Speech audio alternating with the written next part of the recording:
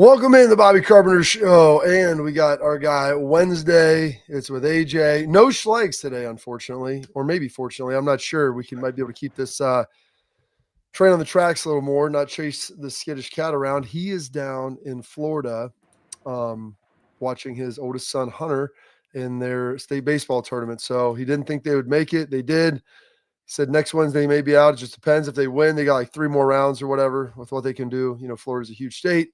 So he's got that going for him. But, I mean, the original jet setter himself, I mean, the Ric Flair of media, you know, jet riding, Rolex wearing, kids stealing, limousine riding, all of those things. Mr. AJ Hawk back from the Vegas, but then back to Vegas, then back again. I mean, talk to us about the travel from what we talked to you last Wednesday, and then what did it look like until we got to today?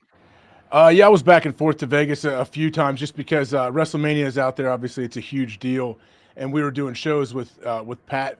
He had the show out there Friday and Monday, and then he's hosting every single thing in between. So he'd been out there for 4 or 5 days, and the boys were.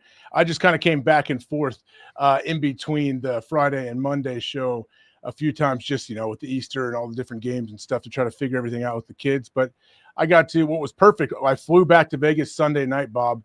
I'm on Delta. And I could stream Wrestlemania right there at my seat. Like, it was awesome watching it on the plane. Like, it really made that flight go much quicker, and it was actually a lot of fun. So I had a great time. So when you flew back on Friday, what time did you fly out? Like, when did we get home? I got home about 10:45. I landed probably home 11:30 midnight. Okay, so that's not absolutely terrible. No. And then flew. What time did you leave on Sunday? About 6:30. Got into Vegas about 10 o'clock. It wasn't too bad. I didn't have to do any red eyes. I know you took the red eye home Sunday night, I believe, after you were there for WrestleMania. I know you went to Friday night SmackDown. Sunday you went to the second day of WrestleMania. How was it? How did Caleb like it? I know John Cena gets his victory. That would be huge for you. It was. And so Pat, we're FaceTiming Sunday morning. It's Easter, and it was cool. We had a little suit that we were going to wear, and Saturday night we were going to go out to dinner, but we got so tired by like 5 o'clock. So, hey, let's take a little nap. And then we went to sleep and then woke up at like 1:30 in the morning instead of waking up for 8 o'clock dinner. So he had like a cool little suit that he put on. We wore around, and he had that on. He's talking to Pat, and, in the morning, and Pat was sitting there. He's like, hey, you still a Cena fan, even though he turned heel? And I'm like, Pat, that's not even a question. Caleb's like, yeah, Cena all the way, Cena all the way. He's like, but he's a bad guy now. He's like, I go, Pat, he could have shot Cody Rhodes and just laid down on his dead body and then got the win. And Caleb would have been just fine with that. So the fact that he was a heel, that didn't matter at all. And, he was just pumped to be down there. I mean, I'd never been. Have you ever been to a WrestleMania? I haven't. No, not to actually to like the actual thing when they're actually in there wrestling. I've been there before and after, but not the day of. Coach, it is like the damn Super Bowl. Like, it is the most elite production I've ever seen, as far as people coming in, the choreographed stuff, the crowd like into it. They know everything. Like the NFL, I said they should take a note from WrestleMania for how they do it, because I've never seen anything quite like that. Yeah, the production that those WWE people, I've been around them, multiple times just through Pat, and I've gotten to meet a lot of the WWE people behind the scenes. I know people as well there. Like, their production and how they think of like every single tiny detail, it's off the charts. Like, it's awesome to see. I actually got to go there when they did there's a video on it you saw. It was like the WrestleMania set reveal, and Pat kind of kicked it off, and they drone shot it over the set they had there built in the Allegiant Stadium, and they showed the whole thing. And I got to stand there and watch them film all that. And I was in awe of like the set built and every single little thing that they talked about with the WrestleMania people and all the WWE. And then what's crazy, they do that. They have an event Friday, they have Saturday, Sunday, WrestleMania, boom. Monday, you have Raw again right there. Like, those guys don't ever stop. So did you go to Raw on Monday night then? No, I was flying back to Ohio at that time. Oh, goodness, man. I mean, you should have stayed. I mean, Pat needed your help, I thought. I didn't see you in the picture. I know. He got choked. He got choked. Gunther, a guy came over and choked him. The boys were there in the front row. Luckily, they jumped over the wall and they tried to help. But yeah, I saw that. I was watching that actually on the plane as I was flying home. I was like, oh man, I wish this is the event I need to be at. I could have been out there doing something. Well, I'm going to let Pat know that he missed out, because when I got attacked, you were slow to the battle, but you did pack a nice punch. And so I think he probably need to be informed that, you know what, you're a good bodyguard, maybe not in the initial wave, but you do defend your guys. Yeah, it just might take me a second or two to get there. That's the problem, depending on the circumstances and where I'm at. But yeah, that's a good point, Bob. I'll be there. I'll get there eventually. So Courtney wanted me to ask you about John Cena up there on Monday. I mean, was it weird? Was he like in full heel mode the whole time? Like, it seems like he's almost uncomfortable being the villain. Yeah, I don't know if he's like. It's funny watching him. I thought he was great. Honestly, he feels like he's kind of in personal. He's watching him. He felt comfortable. It seemed like this is where he's at. He says he's telling the truth on how he feels about everything, and it's pretty wild. Like thinking about his whole situation, how long that dude has been doing it, and what he's doing now. I guess he's really shaking things up, and I think it's pretty cool that he's doing that at 48 years old, whatever it is. This guy's a movie star. If anyone hasn't seen Ricky Stenicki, I don't know if you've seen that, Bob. John Cena is actually a legit comedic actor for sure. Oh, he's good. I mean, he's very entertaining. Today is actually his 48th birthday, AJ. Okay. Happy birthday, John Cena. Yeah. So happy birthday to John Cena on Wednesday, whatever it is, April 23rd. Third. Yep. Yeah. So today is his 48th birthday. And I'm watching those guys fly around there. I'm thinking that would be so terrible at 4. It would hurt me right now. Like, I can't even imagine being that old. Like, how old is The Miz, by the way? I believe The Miz is like 41, 42. He's around our age. Okay. I don't know. He's been doing it forever. The Miz has been doing it forever. That guy's amazing as well. I don't know how you do that much longer. So, wow, 44 from Cleveland. What does that mean, Pat?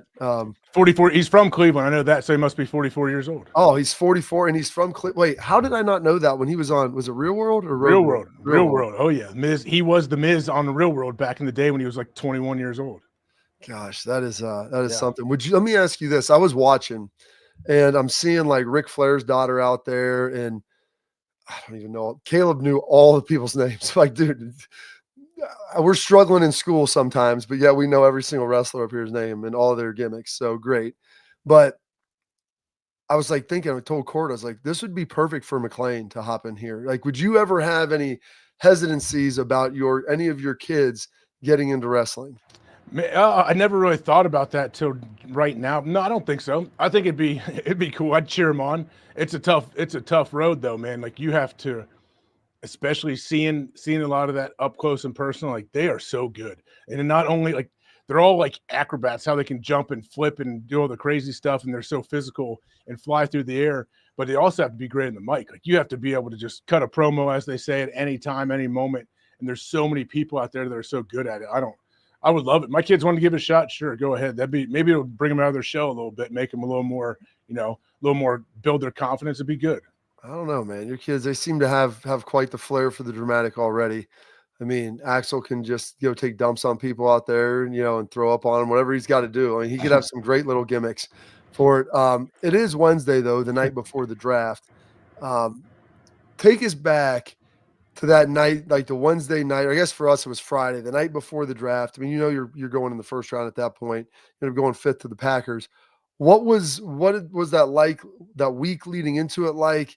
And just, was there any anxiety going to sleep because the draft was starting at noon the next day? You didn't have the whole day to wait.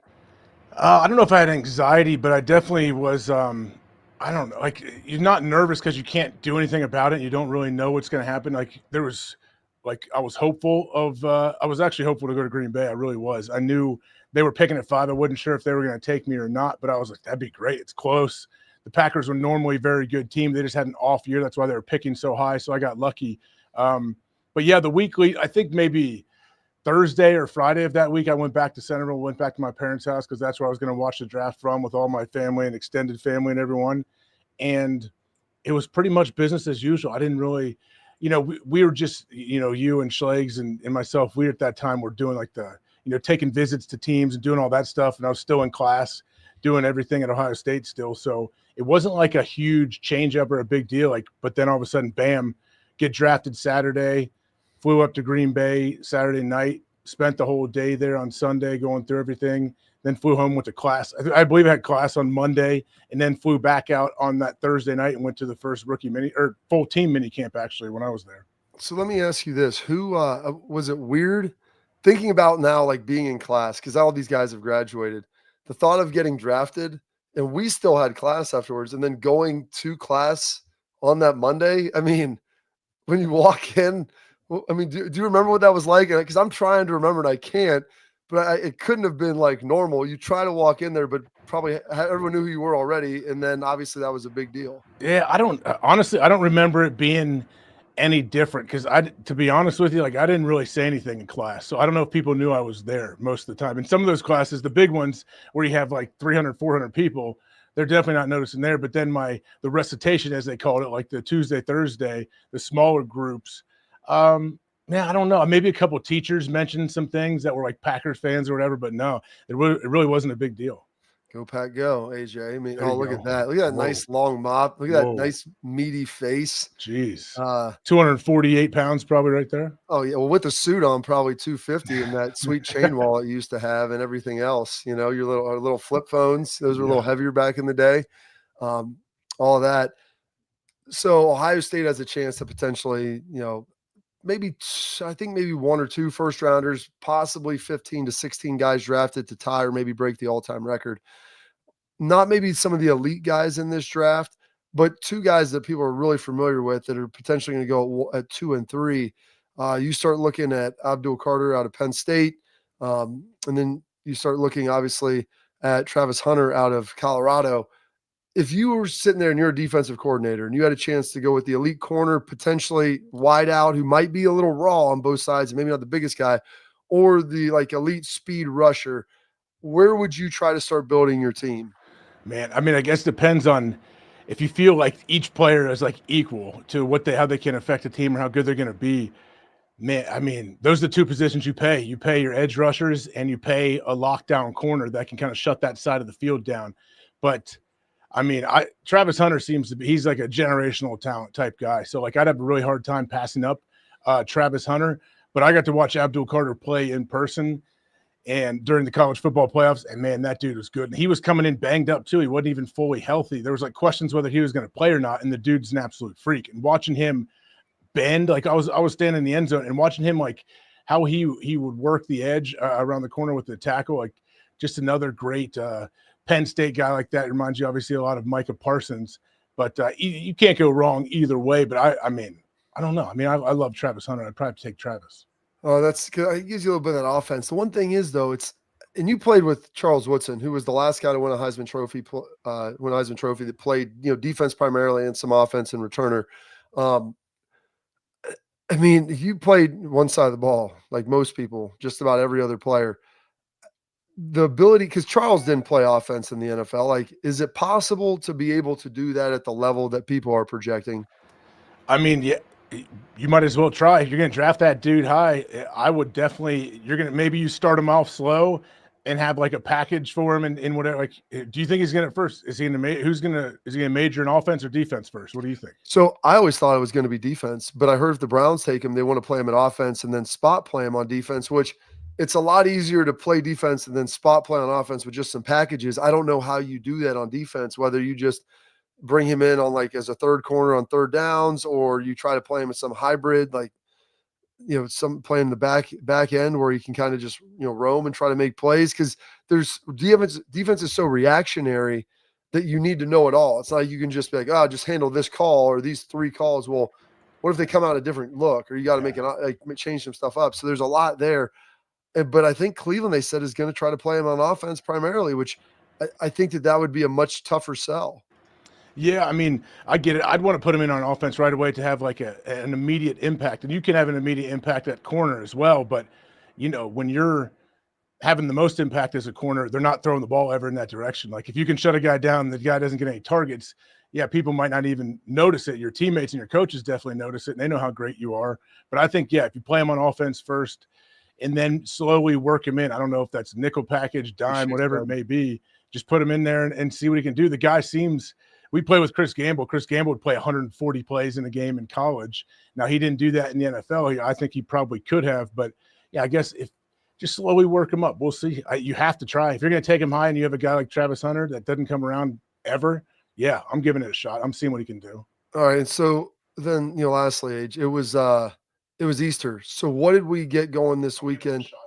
What did we get going for Easter with the family. We get the Johnson Quinn Hawk duo or trio together. What was the 27 folks like? Yeah, we did. We got the all family. So yeah, my two brother-in-laws, Brady and Jack, we got all our families together, all their kids, and we had like a joint Easter egg hunt between our two houses with all the kids. So those always go perfectly well too, where no one's upset that they didn't get a golden egg or whatever when there's only 4 special eggs out of the 150 others. So it was fun watching the kids work it out and negotiate and fight over who gets these golden eggs depending on who found them, especially with the different age groups. But it was awesome, man. It was a perfect day. It was perfect weather. It was just a great Easter day for everybody. One of those ones that as you get older, you're like, man, this is pretty special. Like all of my kids and all their cousins kind of get to grow up together. It's awesome. So have you ever thought about putting out 2 golden eggs? One has like the golden prize, but the other one has the golden shower. Like, have we thought about that? I have not. No, maybe that's maybe that's like a Lancaster Easter egg hunt, but I haven't heard of that yet. But I mean, there's always next year, Bob. Well, I mean, I'm just trying to make it easier because you've got all the kids. You've got. They're not going to fight over that one like they would the golden egg. Well, that's what I'm saying. Imagine there's 2 golden eggs and one of them has like $100 or whatever the big prize is or whatever, and the other one you open up and there's literally like it says golden shower on a piece of paper, and then like one of the other kids, they have an egg they get to be the deliverer of the golden shower. Like I could really see like Axel loving like just peeing on one of his cousins or brothers or sister, even like that would be great. I mean, in theory, I guess that could work, but I don't know. I don't know how you're gonna sell that to maybe the rest of the kids or the other adults in the room. But Bob, I do like that. I like how creative you are and how imaginative your brain is. I think Grandpa Chops might be the guy to deliver that message. He's a great salesman, as you know, and he's the one that very, very persuasive. So he might be the one to throw that out there for everybody. So just keep that in mind for next year, sir. We appreciate it. I appreciate you coming on today, especially without Schlegs being here. He's running around Jacksonville, or who knows where they're at these games, but you know how Schlegs is. He's just all over the place. So the best thing is we're gonna have AT come on from Ohio State. He's one of Schlegs. He's one of the strength coaches over there. Great dude, awesome guy, Antonio Turner. And so he's going to talk a little bit about Schlegs and just his wildness in the weight room and all the stuff that you already know already. So we'll get him coming up here in a little bit. Have fun with Pat. Tell him I said hey, and we'll talk again soon. All right. Sounds good, man. I'll talk to you. All right. Appreciate it, folks. That's our guy, AJ Hawk. Attention, parents and athletes. Protect what matters most with Xsport mouthguards. Trusted by professional athletes. Designed by NHL team dentists. Xsport mouthguards are scientifically tested to absorb those high-impact hits, protecting both your teeth and your brain. Xsport mouthguards feature 3 layers of advanced protection, including a patented use of carbon fiber. Custom fit. They 3D print that thing to your grill for more protection, max comfort, better performance, and clear communication so you can focus on your game, not on your gear. Do not take chances with your safety. Visit xsportguards.com/Bobby and save 15% today on your order. Xsport, protect what matters most. All right, coming up next, we'll dive into some comments we're talking about Travis Hunter, him going number 2, potentially the Cleveland Browns. But if there was someone else in the draft, would he even be the best receiver taken? I don't think that would be the case, and I think there's some other folks that agree with me. We'll dive into that here next on the Bobby Carpenter Show.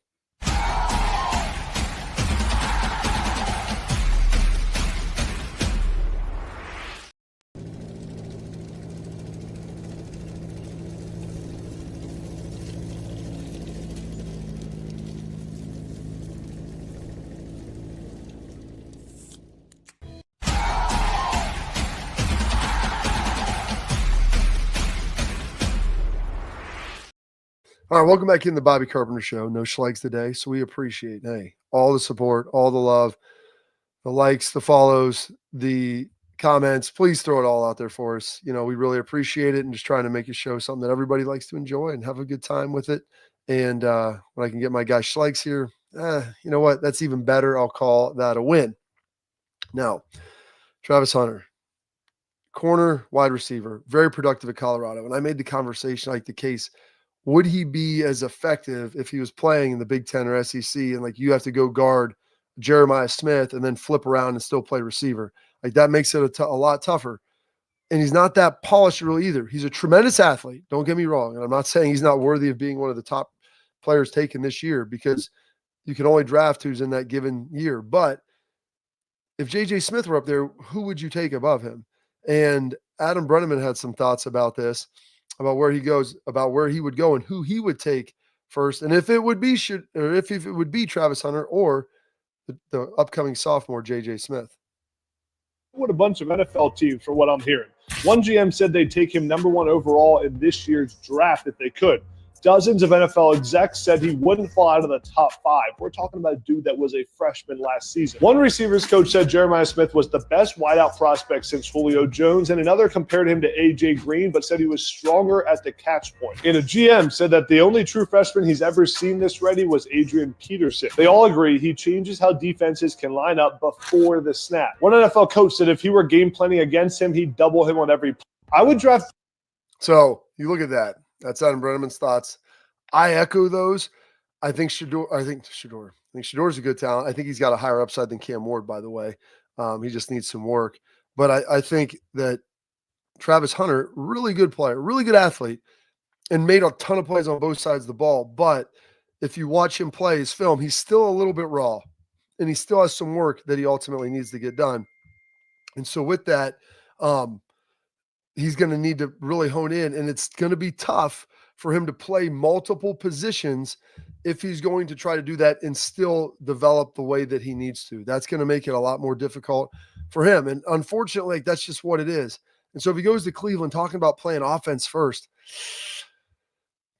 I know he probably wants to. And if I'm him and I was going out and talking to teams, I said this, I would say I want to play offense first too. You know why? Because the difference between wide receiver 1 and corner 1 is about $10 million a year right now. And so the monetary aspect of it might be driving some of this for him. But it's always easier to learn your defense, and then they can package you on offense. But then again, it's going to be hard to go get those big dollars.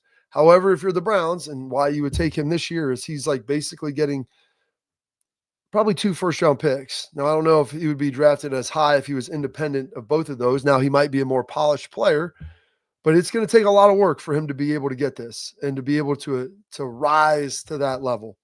And that is one of the things that if you expect him to go out there early and play on offense, defensively, you're going to have to be real careful with how you put him out there. Because you look at a guy like J.J. Smith, who many people said would be a top 5 guy, maybe the number 1 guy, stronger at the catch point. A lot of that is due to his physical development, which Travis Hunter is a little bit slighter in build, about 6 foot, 195. You go look at JJ, 6'3", 225, probably 230 plus. He's my size.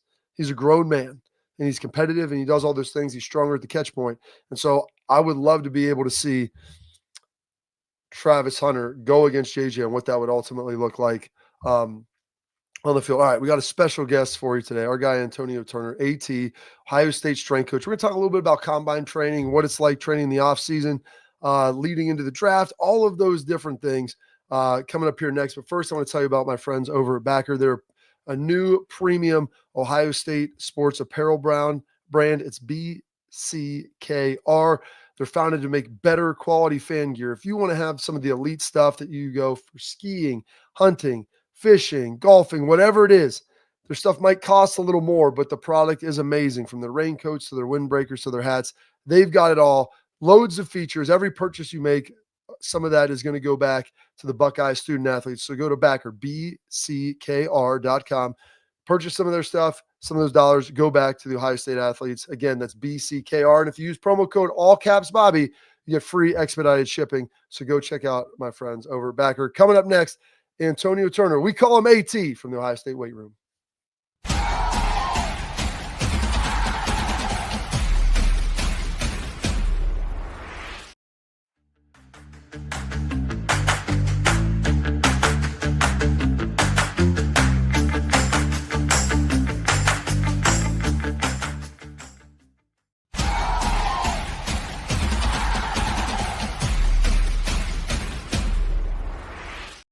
All right, welcome to the Bobby Carpenter Show. Now I'm pleased to welcome in my guy, AT, Antonio Turner. I always forget his real name. You know why? Because he's just AT to me and to all the players as well.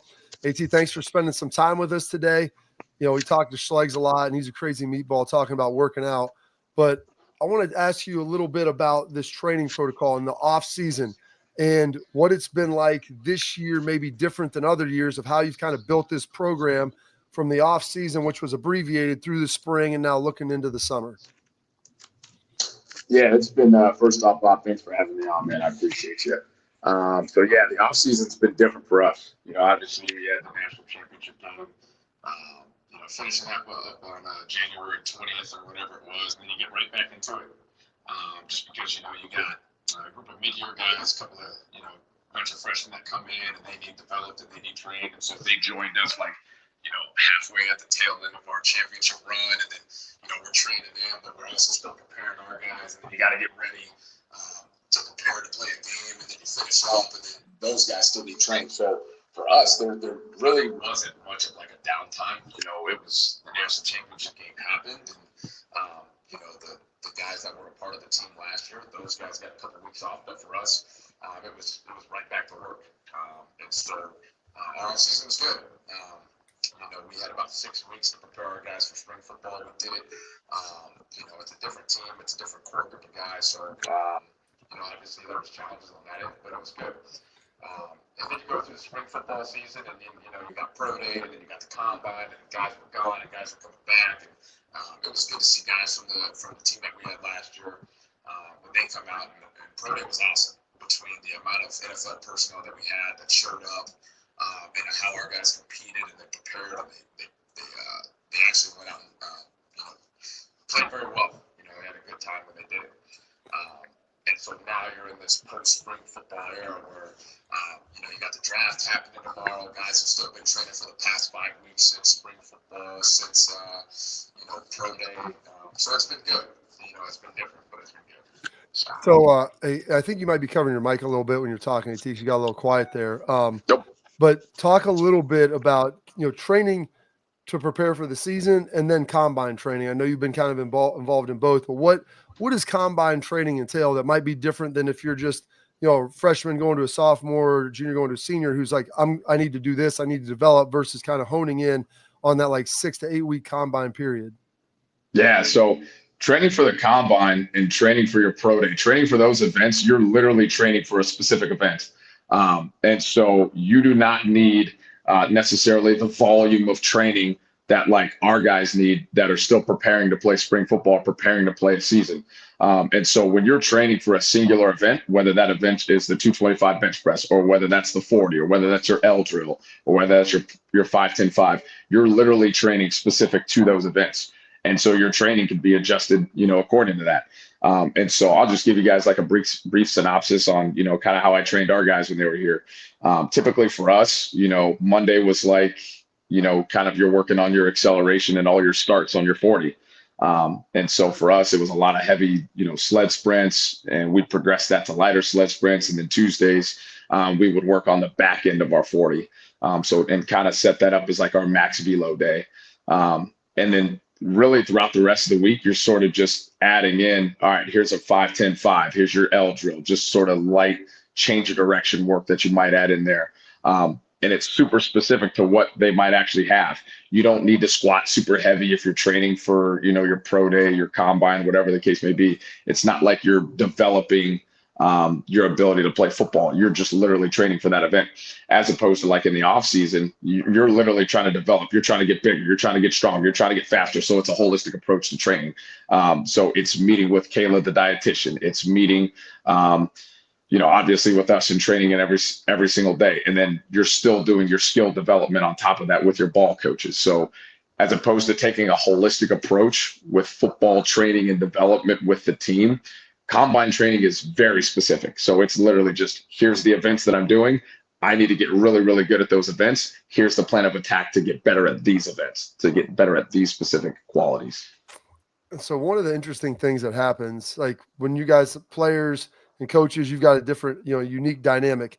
How does that kind of change once the guys play their last game? You start talking about training some of the pro guys who you're working with them, but they're not your responsibility technically anymore. And maybe that coach-player relationship, because I always found that interesting, because you're usually the closest with your strength coaches because you're around them the most. And now working with, Trey and JT and Jack and, Tylee, all these guys that are coming through, like just that maybe dynamic from player coach kind of morphing a little bit. Yeah, it's definitely a little bit different. Those guys that it's funny. I had Tyreek in training. He's like, I don't have to go +2 anymore. I'm in the NFL now. Like So you still have some of that. But I mean, those guys are awesome. I mean, they do a good job. Whenever they're here and they're training, they typically do a good job. I mean, whatever the culture is, they still try to abide by it. So they're still here early. They're still getting treatment. They still wear their gear. It's just probably a little bit more laid back and relaxed environment than probably you would see with the team. So that's probably just the unique differences you would see with those guys. So yeah, I mean, they're more like us, and they've established it because I tell them, like, if you don't want to work hard, man, no one's going to make you in the NFL. They're just going to cut you. So like that's what's going to happen. So it's a little bit different with that. Everybody kind of has their own pods, and Coach Mick sets it up where you have your own little group with you and Higgs, KP, Luke, like you're all training different guys. Of your group, I mean, the veteran guys, did you have a favorite guy to train here this last year, or maybe a favorite couple? Yeah, I mean, typically the group that I work with is skill guys. That's typically everywhere that I've been. That's kind of the group that I gravitate towards the most. Guys that I love training. I mean, there's a whole host of guys. You're talking about IGB. That guy's just a walking ball of energy. Jermaine, awesome. Carnell Tate, Brandon Ennis, JJ. All of those guys are great guys to train. They bring it every day. They're extremely hard workers. They're all about the culture. They're bought in. They're not guys that are high maintenance. You tell them what to do and they do it. And not only do they do it, but they're going to talk a little bit of crap while they're doing it. And so sometimes it's good. And then sometimes you got to lock them in a little bit, but I love their personality. So those are probably the guys that I gravitate towards the most. They do a great job for us. So. And lastly, before we get you out of here, man, how heated? Schlegs loves talking about win or loser day, and I think it's phenomenal. And you talk about those guys and talk about Jermaine and IGB, Brandon, JJ, like just how intense they get. I mean, what's it like? Set the scene for us when we have win or loser day, and whether it's rows, dumbbells, grips, like all of that different stuff. Yeah, so you want to talk about competitive. This is probably one of the most competitive environments I've ever been in. And so you'll see a one-on-one, and it doesn't matter who you are. It could be whiteout versus whiteout versus DB, DB versus a linebacker. It doesn't even matter. Our guys are ultra competitive. And so there's just one particular time there was 2 DBs going at it. It was over Croc Row. And it happened eventually, in which Croc Row for us is just dumbbell row. And so I won't name names or do anything like that, but one particular DB lost on the first rep, and he said, no, Coach Mick, run it back. And he beat him on the second rep. And for the next hour and a half of the training day, it was just constant smack talk back and forth. And it didn't matter who you were. If you could have been a strength coach, you could have been an intern, you could have been another player. You couldn't tell this particular guy nothing. So that's just a little light story. But our guys are competitive. They're chippy. They get after it. So it's a fun environment to be a part of. I love it, sir. Well, hey, thank you for spending some time with us. I know you got to get back out there on the floor. You got guys coming through for discretionary time during finals and everything. Before you get ramped up for this summer. Thank you, AT, for spending some time with us today, and go enjoy the rest of this beautiful afternoon. I appreciate you having me, Bob. Go Bucks. There he is. Antonio Turner, one of the great strength coaches over there at Ohio State. You've got some different stuff coming through here, some questions that will get answered in Tailgate Talk, because I have a pretty good idea of what some of these answers would be for him. So fire up some more questions. Coming up next, though, we've got our headlines, and we're going to do our prospect preview in this for one of the guys who really made some huge strides this last year in productivity, highly recruited dude coming in and going to be drafted pretty darn high because of it. We'll break that down next on the Bobby Carpenter Show.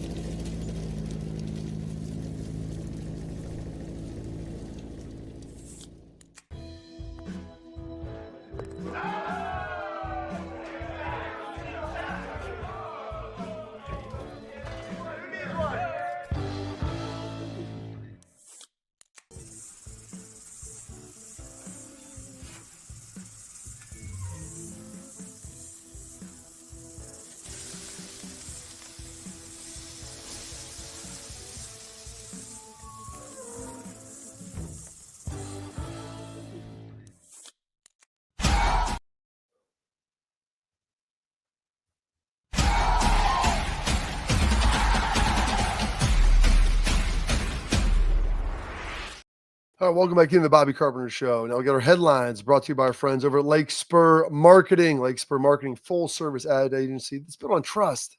They've got a great strategy. They've got great performance. Lake Spur team is going to shield you and your team from the outside noise, the cold calls. They get you to do what you do best. Run your business. Because Schleggs always says it's tough to work in the business and on the business. They've got over 100 years in marketing experience. Lake Spur Marketing eliminates the waste and they deliver on time and on budget. They don't chase the clicks out there. They help you build relationships, which is key in any business. Lake Spur Marketing, the proof is in their partners. Now to our prospect preview that we've been doing in headlines.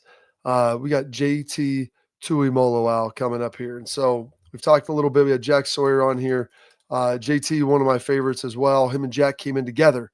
Big time. 5-star guys. 6'4", 264, fourth-year senior, almost 22 years old. And if you look at JT, huge frame. He's a guy that I think could probably be 280, 285. He's a guy that could slide. Both him and Jack are very similar, like what you would define as strong side ends. Neither one of them are, the Abdul Carter speed guy on the outside. They're very athletic, but they can do a lot of their damage with their strength, their heavy hands. And so if we can throw up some of the breakdown here, Pat, some of the different things that they've got. If you look at, some of his successes and what he's able to do, very athletic dude. Credits some of his success with cross training for basketball, short end twitch. He's what you would define as twitchy, like not crazy high top end speed for his size, but he's a very twitchy guy, moves well in space, keeps hips and pads low off the edge, and skillfully uses his angles and body for leverage. So what they call that in defensive terms is the bend. Can your guy bend off the edge? Can you get low to the ground? Can you dip your shoulder? Do you have that flexibility in your knees and hips? So JT has that and has it in spades for a guy his size. There's different degrees of it. Like if you're real light and real short, like smaller, like Abdul Carter, dude's got to be a bendy son of a gun. He's got to be Gumby out there. Now, if you're a bigger dude like JT and you have more power, bend is important and you have to be able to turn the corner, but you can also go power so people can't just overplay you to your speed rush. At his best, he's stabbing with his inside long arm to create movement. And so that's like a power rush. You give him that long inside arm, get him driving back before you slip and be able to go some other stuff. Physical swipe to clear blockers with his hands. Initial takeoff is good. Ben can help him reset with power. Strong closing quickness when he has a lane to the quarterback. Saw most double teams and chips on a really talented defensive line. And so obviously you're going to get the help to where the guy you need it from the most. JT, obviously a really athletic dude and was much more productive this year than he was in years past. And that was something that people have been waiting on, is for him to take that next step to be able to make those plays.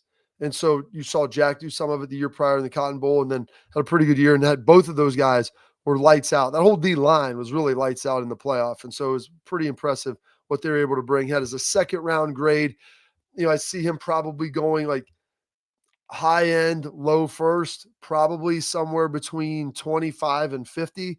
I don't think those guys are getting past like the middle part of that second round, just for what they're able to bring to the table. Let's take a look, little of his negatives here. Can lose contained responsibilities when they get their hands on them. Talented offensive, find success, tackles find success in widening him. Note Oregon in 2024. And the defensive line didn't play great as a unit. And I think some of that may have been scheme-based. And so you got to take some of that when they look at an isolated game with a grain of salt. But understanding Oregon was really good competition, but the second game in Oregon, he played pretty well. Can struggle to regain momentum when stopped. That is a lot of guys. Two-hand swipe movement requires better timing to erase the blocker's hands, which means getting guys off of you. How well are you at that? Wasn't asked to do much twisting and looping. They didn't stunt a whole lot, which means where you have one guy go up, one guy come under. They did a lot of straight rush. Now in the playoffs, they did a little bit more of that, and they had a lot of success because they hadn't shown it, and the guys were pretty good at it. Inexperienced playing over the B gap, which means like playing down inside a little bit more. Probably needs to be able to slide inside. Both him and Jack, I think, could get to 275 and be guys that play inside and have a lot of success and are able to do some good stuff. So I think that's a big part of it. Them being able to do that, him being a part of that, and that being a part of his game. both him and Jack. They're big, broad framed guys, 6'4", 6'5", weigh a ton, look the part. And if they're able to add some weight, then they can slide inside and be like a 5 technique or a 3 technique, kind of like what J.J. Watt does during pass rush. You get in there on guards and all of a sudden, man, you can really do some damage. But I like what JT did, took that final step this year, and that's what probably elevated him around. If maybe a little more production, he could have gotten in the first, but he's the 8th overall edge, and him and Jack very, very similar with a lot of their skills and what they bring to the table. So that's it for our prospect preview and our headlines, brought to you by Lake Spur Marketing. Coming up next, we got a tailgate talk brought to you by Real Truck. We answer your questions. So if you've put some in the chat, terrific. If you haven't, fire some away so I get a chance to answer those for you here coming up next on the Bobby Carpenter Show.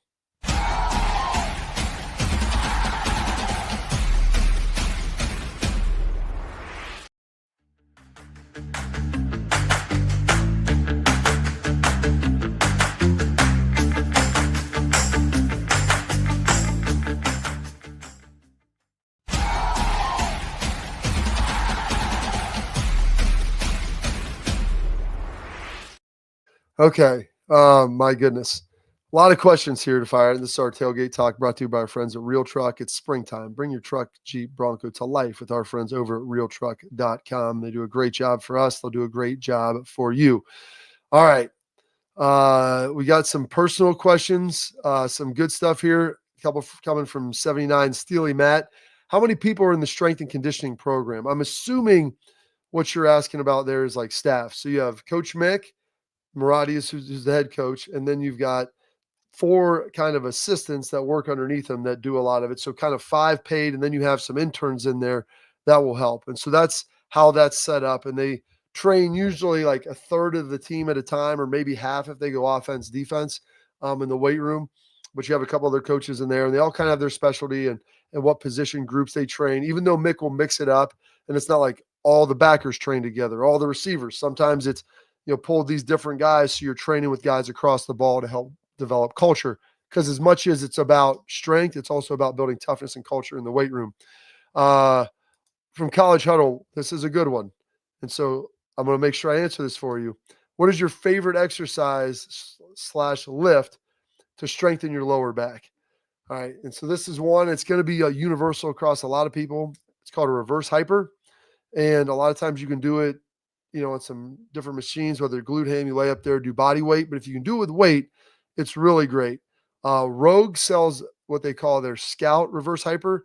I have one at my house. I think I got it for $300. It's not cheap, but it's a safe way to strengthen and train your back. I started doing it when I was in high school. We had a big stationary one. The Rogue Scout, if you don't have a lot of space, it folds up like a table, leans against a wall, and I can lift with it so you can handle enough weight for it, but it'll strengthen your back without having to worry to injure it. So it'll keep it safe, which is tremendous. Also from Steely Matt, how many teams did you meet with in my draft year? So looking back, that was 2006.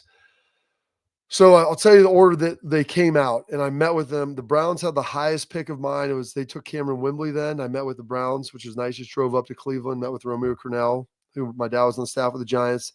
Then the Dolphins were next, flew down there, met with Nick Saban and their whole crew. Cowboys were third, who ended up drafting me at 18. I think the Dolphins were 16. They took me, and they met with me with like a bunch of people. These are like the 30 visits where you go. Then I met with the Patriots, who had the 27th or 26th, 28th pick or something. Belichick, and he's giving me crap. Vrabel wasn't there at the offseason. He's like, he's back in Columbus working with you, and all this nonsense. And it was fun. And then finally I met with the Jets, and that was their second first-round pick that they ironically used on Nick Mangold. Titans wanted me to come in like the last couple days, and I was trying to rehab my ankle. And so my agent, I go, do I need to go there? He's like, listen, I think they'll draft you even if you don't meet with them. They're comfortable with it. I said, okay. I wanted to stay back and keep working out, finishing class, and ultimately rehabbing, because I was in class trying to get in and get out about this stuff. Gosh, we got a lot of great comments here, and we're going to have to, Pat, if you can like screenshot some of these so we can save them for later in the week for Thursday and Friday, because there's some awesome stuff in here that's going to be great. But I'll get to this last one. The most awkward fan meetup experience. Ooh, that's tough. When I was in Dallas, my wife and I were eating at like a place equivalent to like an Outback or something. And I had a guy bring up some stuff about my like long blonde hair and how, he was like of Nordic ancestry on his dad's side, but his mom was Italian. And that's why he had like this brown hair that was terrible and whatever. And I'm like, I mean, I don't know, dude. Like, it looks fine to me. Like, it was just kind of weird. Like, it was like envious of like the long blonde hair and everything. And that was kind of awkward. And then I've signed like a couple, maybe once or twice, signed bras for women. That was like 15 years ago. And that's always kind of awkward because their husband is usually there. And like my wife, who is now my girlfriend or fiance, was there too. And I'm like trying to make it as unawkward as possible and like hands off, but trying to still sign your name. A little bit different, a little bit weird, to say the least. A lot of great questions coming in, though. That's all the time we have for Tailgate Talk today. Actually, Pat, yeah, that's all the time we got. So we're going to screenshot some of these. We're going to get them in here. Please come back in, ask him again if we don't get to them, because there's a lot of good ones ultimately today as well. And that's it. So coming up next, I'll get my parting thoughts as we wrap up the show.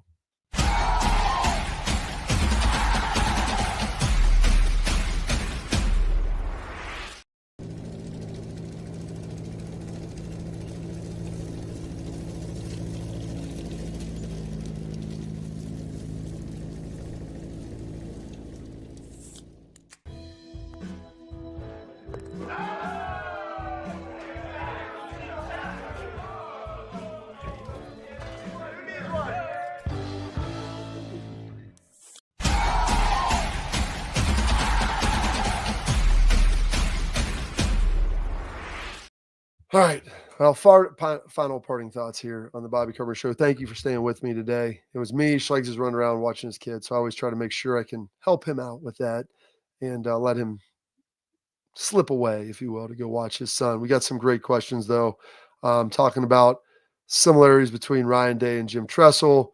What's my most excited part of the Matt Patricia defense? All kinds of good stuff as well. So we'll get to some of those things coming up.